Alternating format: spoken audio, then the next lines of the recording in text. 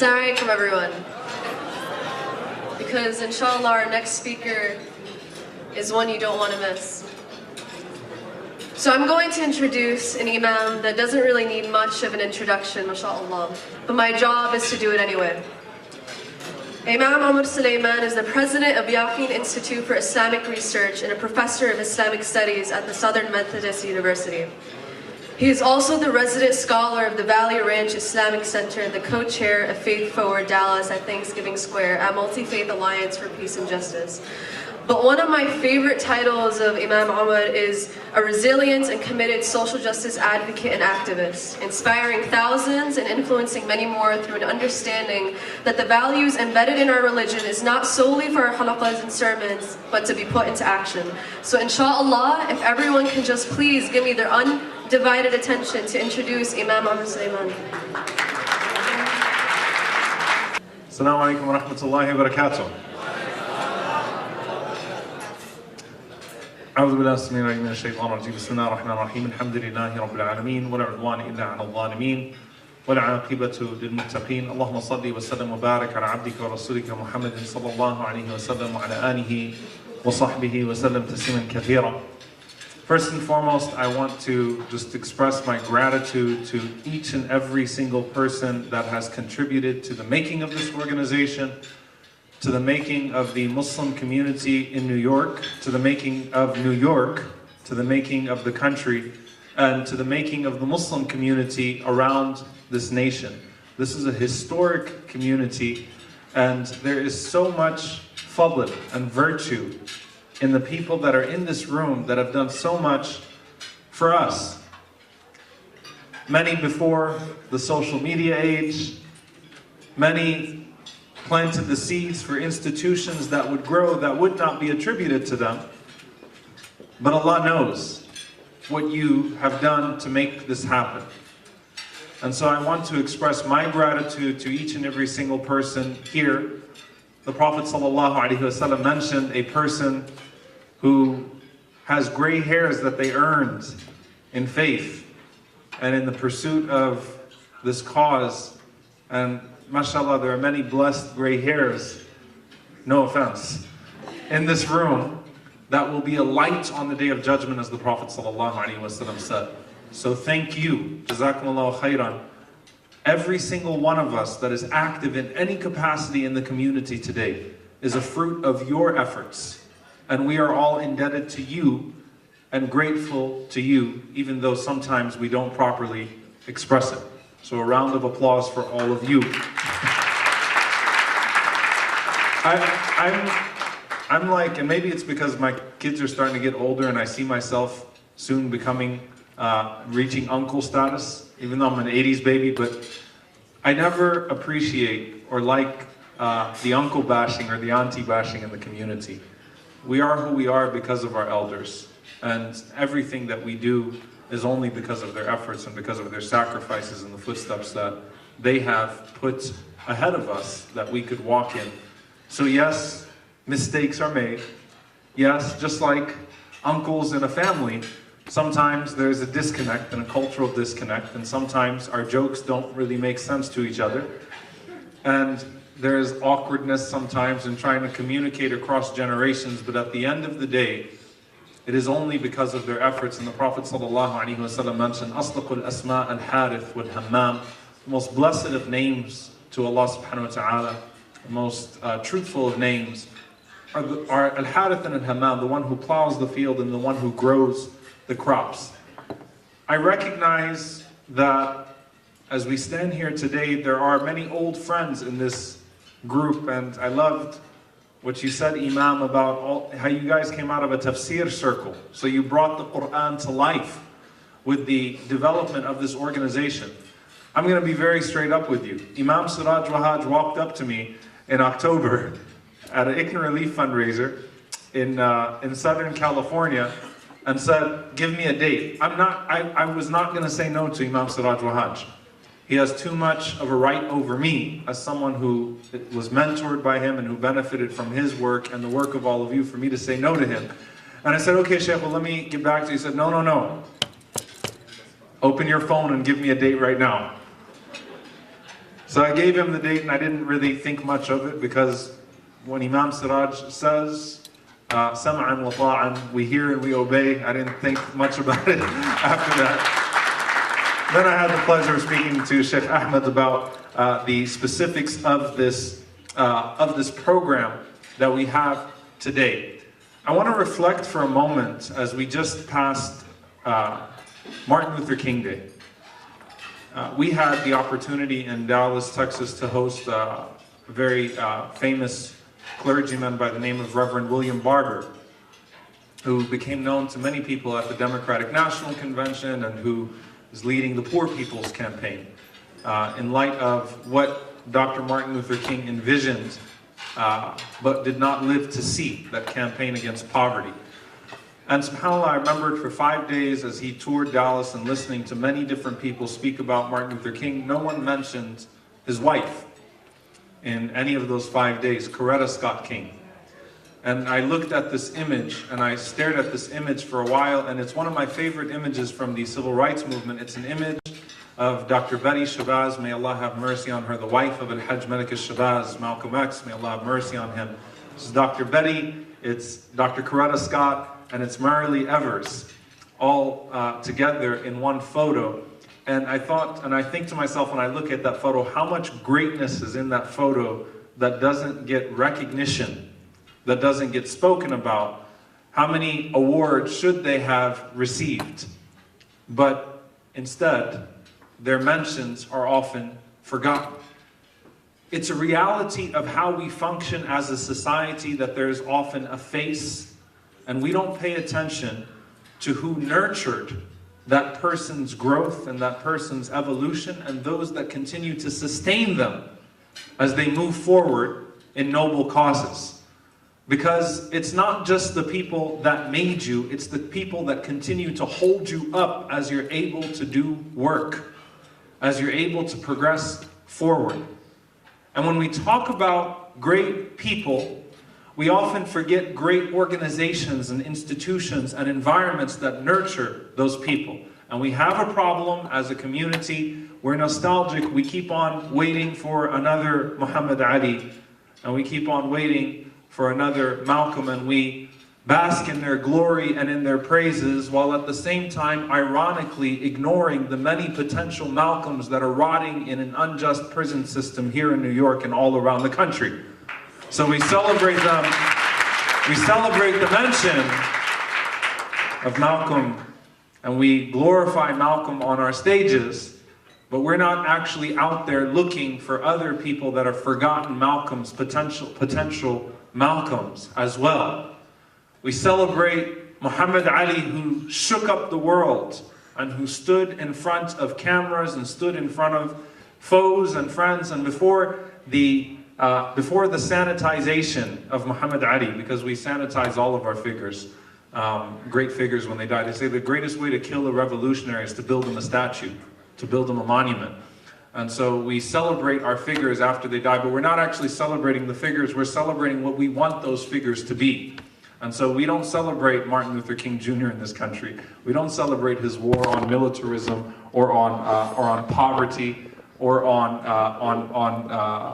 economic injustice and things of that sort.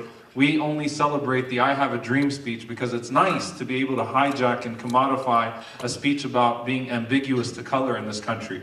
We do that with Malcolm as well. In the Muslim community, we don't celebrate the actual Malcolm or his causes. We celebrate the Malcolm that gave us a voice and gave us manhood and gave us our dignity in this country. But we don't celebrate Malcolm's causes and who he actually was. And Muhammad Ali, when he passed away, and every American Muslim wanted to say, see, look, we're American too. The most famous American in the world was a Muslim named Muhammad Ali. But there are young Muhammad Alis that stand today that have the potential to be like Muhammad Ali, and we shut them down because they're shaking up our communities.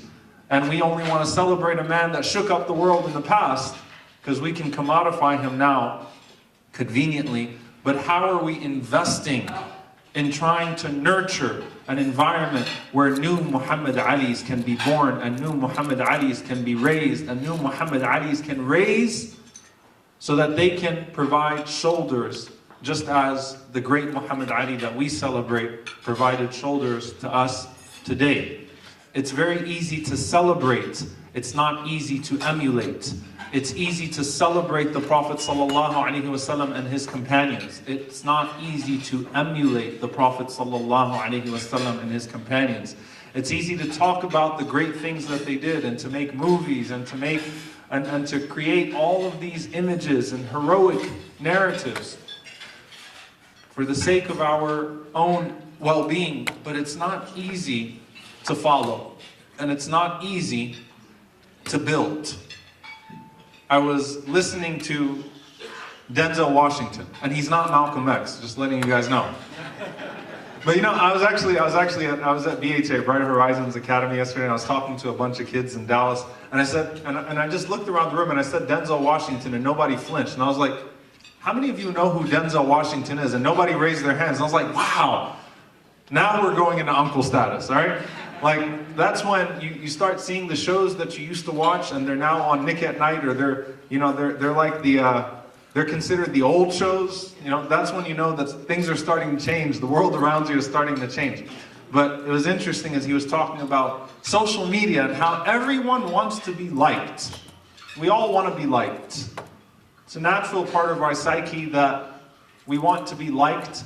But he said, back in the day, people used to want to be liked by the people in front of them, but now they want to be liked by 16 million people that they don't even know.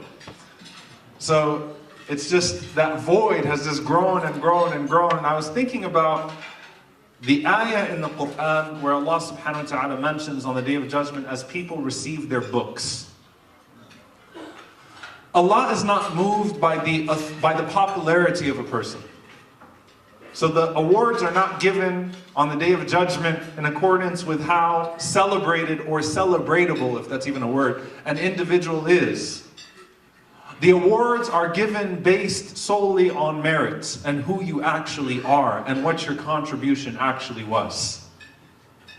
No one is forgotten on the Day of Judgment.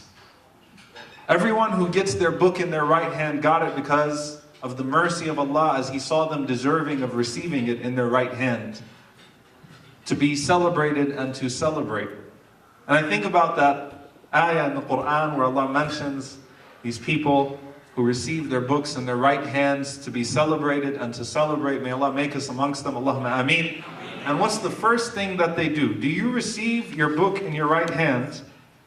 And as Dr. Khurshid, I love you and I consider you one of my mentors, as I saw you here, as you received your award, almost cringing because you didn't want to receive your award, and many of the brothers don't want to receive their awards. Do we receive our award on the Day of Judgment and do this and kind of walk around and, you know, hey, brother, sister, what happened? How was it? You know, alhamdulillah, it's all good. I don't want to talk about it. Do you just kind of put it away? You know, so are you going to Jannah? Oh, you know, inshallah, we'll see how it goes. Maybe they'll make space for me in paradise, you know. Maybe you should go talk to brother or sister so-and-so now. Do you do that? You know what you do on the Day of Judgment? As humble as you are, you know what you do? Hey everybody, kitabia, come read my book. See my good deeds. Someone said something to me once, subhanAllah, that really moved me about that ayah. He said, who's the first person that you will run to with your book of good deeds? You know, when you get your accomplishment, you get your degree, whatever it is, you run to your mom, run to your dad. I know I'll run to mom. May Allah make us amongst them in that gathering of the righteous. You run to people and you say, here it is. Here are the good deeds that nobody recognized. I don't know if this is sensitive material, so let me turn it around. Here are the good deeds that nobody recognized. Here is my years of selfless sacrifice that nobody celebrated. Here is that time that I fed that homeless person where no one was looking. Here's that time that I took that sister or brother in when no one was looking. Here's that time that I invested in someone that everyone else had given hope in. Here's that time that I passed that anonymous donation. Here's that time that I sponsored this or I sponsored that. Here's that time that I provided warmth to a freezing refugee. Here is that time. Here is my prayer. Here are my night prayers that nobody would see me do. Here's all of those secret fasting and secret charity. Here is the goodness that I showed to my family that might not have been returned to me and was not deemed award worthy or celebration worthy, but is the greatest thing that you could do in this world after faith. Here it all is. You don't hold anything back. You go and you celebrate, and you don't just go up to mom, dad, brother, sister. You walk up to people that you don't even know. You just go through the whole majlis, the whole gathering. You say, hey, hey, look, I don't know who you are, but here's my good deeds. You're overjoyed. You're celebrating, because on the day of judgment, you get that award based on who you actually are. There's no hypocrisy. There are no hashtags. It's not like, right hand to whatever it is, there's no hypocrisy in the awards on the day of judgment. There is no uneven distribution. It's based on who you actually are and what you actually did and what you actually put forth, and the thankless work that is thanked by Allah subhanahu wa ta'ala.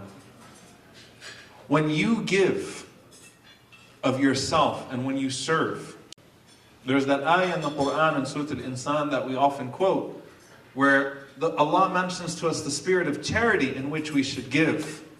إِنَّمَا نُطْعِمُكُمْ لِوَجْهِ اللَّهِ. That when we feed people, we say, not externally, internally, with our body language, إِنَّمَا نُطْعِمُكُمْ لِوَجْهِ اللَّهِ. We feed you only for the sake of God. لَا نُرِيدُ مِنْكُمْ جَزَاءً وَلَا شُكُورًا. We want no compensation in return. We want no gratitude in return from you whatsoever. You don't actually verbalize that. That's just in your behavior, in your body language, that when you give, you honor the person that you're giving to. You do it in a way that shows that you are honored to serve them. That you feel not only not annoyed by their presence, that you may serve them, but honored that Allah chose you to serve them. But there are many layers and dimensions of selflessness and service. He or she who serves the people will not just donate their wealth. Sometimes they'll donate their dignity as well. People will criticize you even when you're just trying to do the right thing, and sometimes people will be malicious towards you. And you will have to ask yourself, why did I sign up for this in the first place? If I signed up for this for the praise of people, then when the praise of people turns to critique, I no longer want to have anything to do with this. And on the day of judgment, when I show up looking to Allah for a reward for what is noble work, but that was clothed in intentions that were not so noble, the Prophet ﷺ said, Allah will say, اذهبوا إلى الذين كنتم تراؤون في الدنيا. Go run to those that you used to work for in that world, in that temporary life. See, هل تجدون عندهم جزاء. See if they have anything to give you today. Because what you were working for is not available. The currency of that praise is not available on the day of judgment. There is nothing to give you. So you're not just donating your wealth or your time. You're giving yourself for other than you. And you're building institutions. And you're building organizations. And you're investing in work and community that will far outlive you. Who can tell me who sent Malcolm X to Hajj? His sister. What was her name? Ella Collins. May Allah have mercy on her. The sister of Malcolm, who invested in his Hajj. Malcolm was selfless. Malcolm knew that he would die in his 30s. Malcolm was well aware that what he had taken on, that he was putting his life on the line. And Malcolm was fearless and courageous, truly a warrior of truth. Showed that he was completely undeterred, even after they firebombed his home. I mean, subhanAllah, think about what that does to you mentally after your home is firebombed. An attempt is actually made. It's one thing to talk about an attempt being made on your life. It's another thing when you actually see that attempt. He was completely undeterred. And he paid the ultimate price for that. May Allah have mercy on him. On the day that Malcolm was killed, Muhammad Ali's apartment was burned down. assigned to him that if he did not behave, and if he kept on his Malcolm-like behavior, that he too would pay the ultimate price. He was undeterred. He continued to move forward. Dr. Martin Luther King Jr. actually was stabbed and almost killed before his assassination in 1968. He was stabbed in the chest and he almost died. There's the famous saying of that nurse that had he sneezed, he would have died. But he continued forward. When you don't live for yourself, you continue to give of yourself, even when that praise and that appreciation is not going to be in this world. Medgar Evers died in his 30s. He knew that what he was doing would lead to that, and it was he who said that you can kill a man, but you can't kill an idea. When you live for other than yourself, then it's always worth the sacrifice, because you are seeking an appreciation far greater than yours. Awards cannot properly compensate you for that which you have done, and there are people that were awarded tonight that deserve a much higher award with their Lord, and there are people that were not awarded tonight that are just as deserving of an award, and those who received awards would be the first ones to tell you that there are others in this room that were as deserving or maybe even more deserving than them, but they don't always get the recognition. It's selflessness, dear brothers and sisters. Connecting ourselves to causes greater than ourselves. Once you are able to do that, then it's easy to work undeterred. And we are only enriched by our work together. You know, the Prophet ﷺ, if there was any person, I always hear this, I'm sick of working with the community, I'm going to take a break now, burnout. I see people that are, mashallah, all of you, like they're lightning rods and they're MSAs. 10 years later, I see them and they're like unrecognizable. I'm like, what happened to you? Oh, do with the Muslim community. The Muslim community is this and these people are that. And I'm sick of working with people and they just exhausted me and I'm just going to do my own thing. I hear it all the time. All the time. Let me tell you something. There is no one who enjoyed the private aspects of his faith more than the Prophet ﷺ. There is no one who was exhausted more by the people than the Prophet ﷺ. They would follow him to his home and knock on his door and call out to him even late at night, even as he spent all that time with them. The Prophet ﷺ always had people that would follow him around, that would try to take from his time, that would consume him, and with all that he gave them, the Prophet ﷺ also received harm from people too, the same community that he was serving. Let's not make it a utopia. The society of the Prophet ﷺ had problems, and sometimes they were self-inflicted wounds of the community. And he continued to serve, and he continued to give, and he continued to be that person. And he said to us, sallallahu alaihi wasallam, الَّذِي يُخَالِطُ النَّاسِ وَيَصْبِرُ عَلَى أَذَاهُمْ, the one who continues to mix with the people and tolerates the natural misfortune that comes with that, is better than the one الَّذِي لَا يُخَالِطُ النَّاسِ وَلَا يَصْبِرُ عَلَى أَذَاهُمْ, the one who stops or who does not mix with the people and does not tolerate what comes from the people. Let me focus on that for a moment. Dealing with that board meeting, dealing with that brother or that sister as you're walking out, or as you're trying to do something good, that's ibadah. That's an act of worship. And it's twice as rewardable as your nice, comfortable, private faith at home. Dealing with what comes with the struggle is in and of itself of the greatest acts of worship of the struggle. Because Allah knows that the greatest hindrance in our pursuit of Him is ego. It's ego.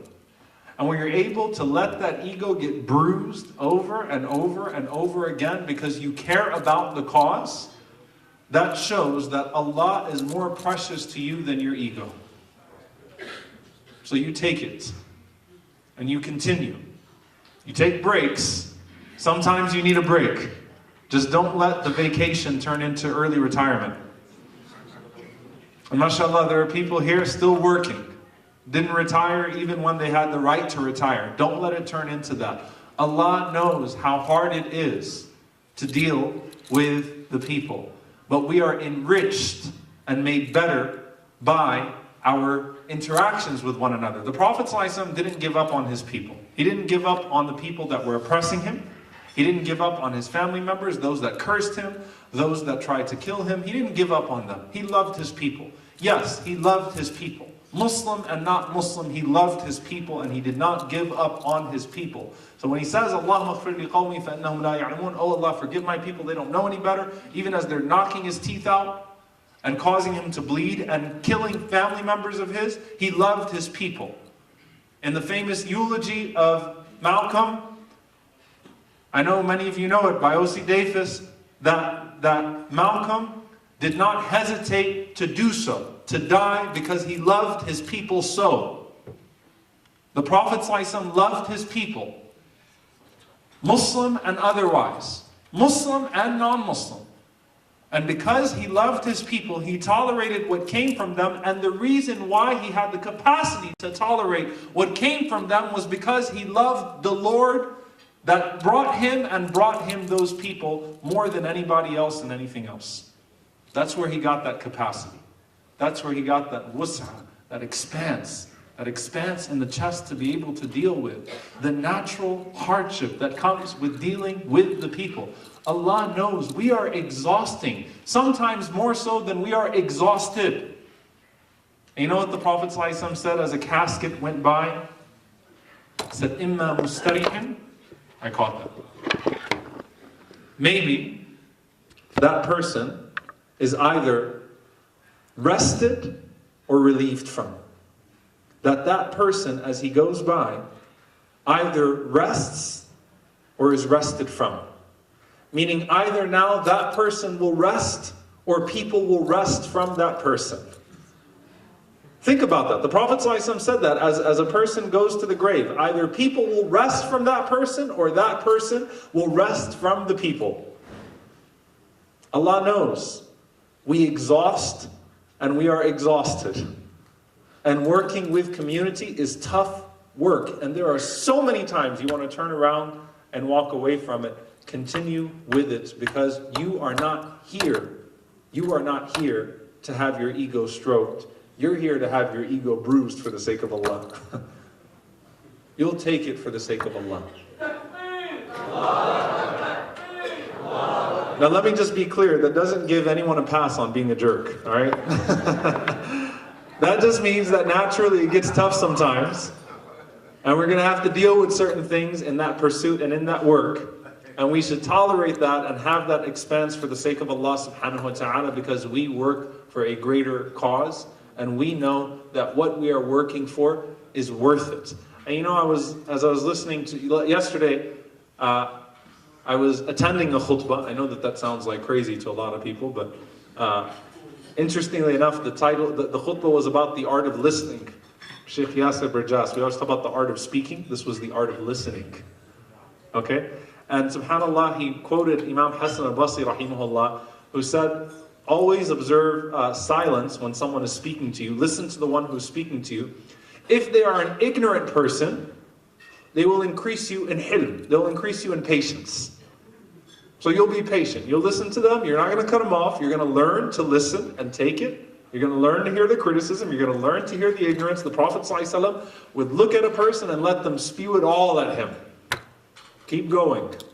He wouldn't shut them up. He wouldn't interrupt. He'd sit there and he would listen, and he would even ask them after they just insulted him, are you finished?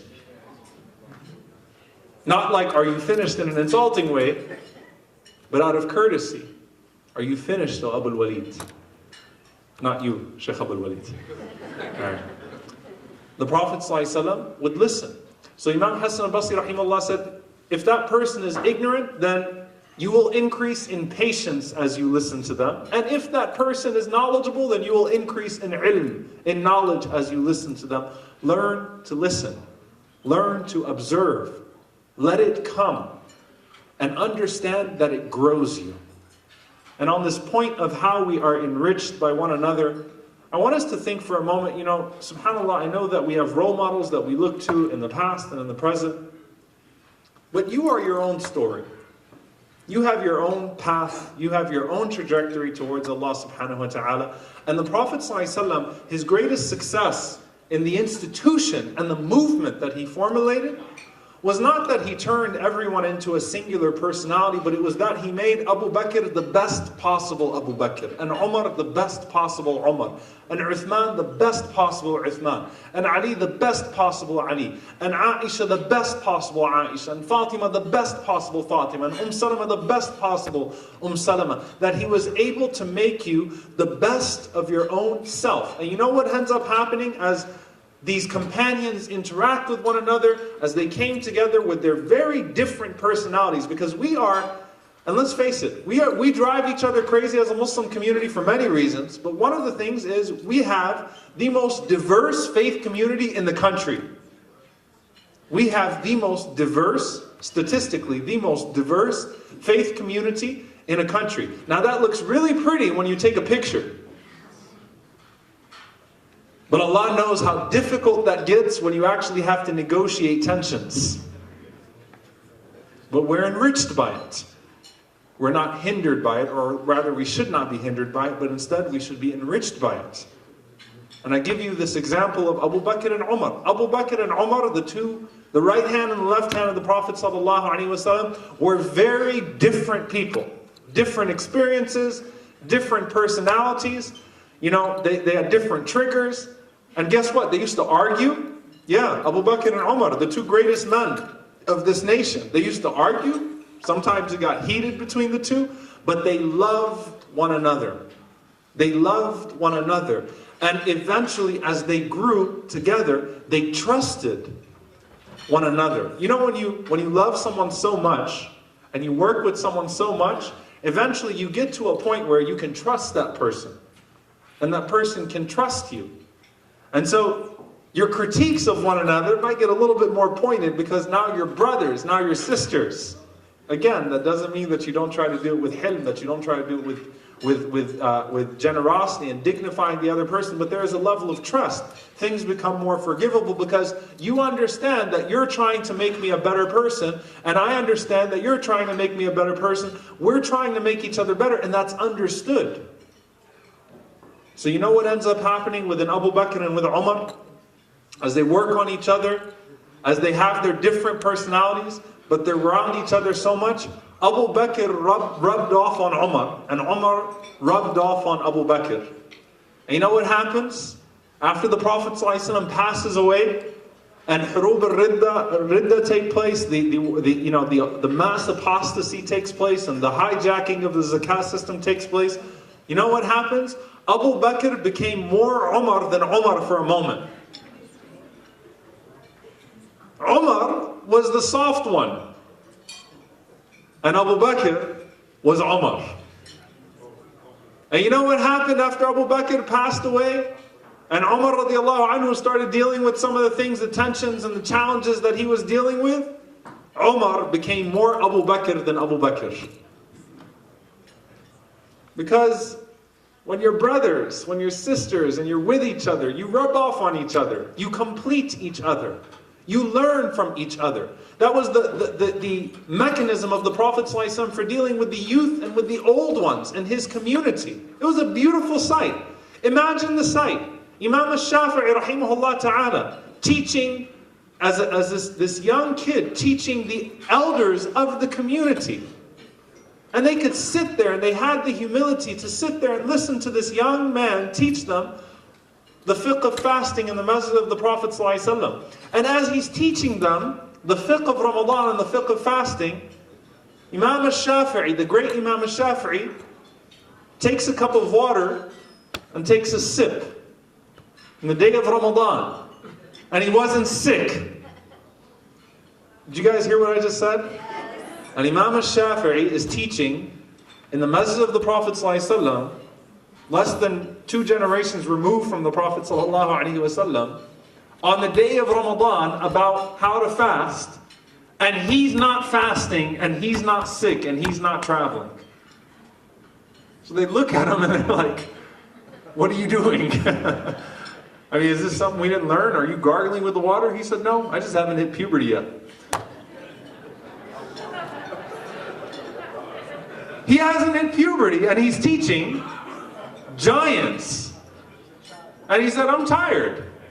And I don't have to fast technically. And he wanted to take a sip of water that day. The humility of people to be able to sit around and benefit from a Shafi'i despite his age. They understood the elders and the youth. And Imam al-Muzani rahimahullah sums it up beautifully. And Imam al-Muzani says that the elders, when they used to see the young ones, they used to say, Sabaqtuka bishar. That I have preceded you in doing bad. Okay, or that I have sins that I have done that you have not done. Meaning your innocence has not yet been compromised like my innocence has been compromised. And the young would go to the elders and follow the elders, and they would say, Sabaqani bil khair. That this elderly person has preceded me in good, and I have a lot to benefit from this person. So it created a cohesiveness. So that the ummah of the Prophet ﷺ could move in one functional direction, united direction. Because people understood that they were enriched by their experiences, enriched by their diversity, enriched by all of the different personality types that started to operate within the ummah of the Prophet ﷺ. We grow because of each other. I only become a better version of me when I interact with other than me. That's the way for me to become the best version of me. So dear brothers and sisters, in this historic community, one of the most important communities in the United States, who have done so much amazing work, who have a legacy that has allowed for many other communities to build upon, keep on progressing, keep on working with each other, do not retire, don't retire, benefit from each other's experiences, allow the innocence of our youth to not go tarnished by our pessimism or by our own cultural shackles, and young people benefit from the experiences and the good work and the selfless service of our elders for all of these generations. Let us be enriched by our different cultures, so that when we all come to the table with our peculiarness and our cultural awkwardness, that we benefit the table that we are sitting upon, and that we benefit the community that we are a part of.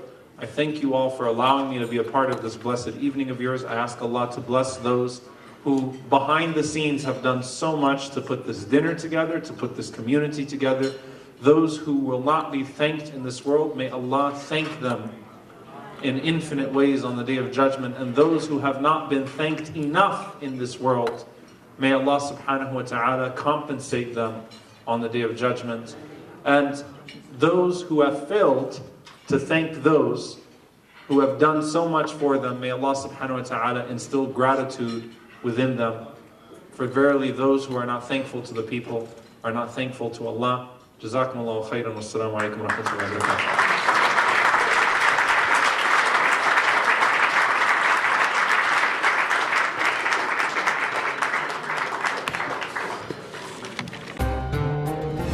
ITV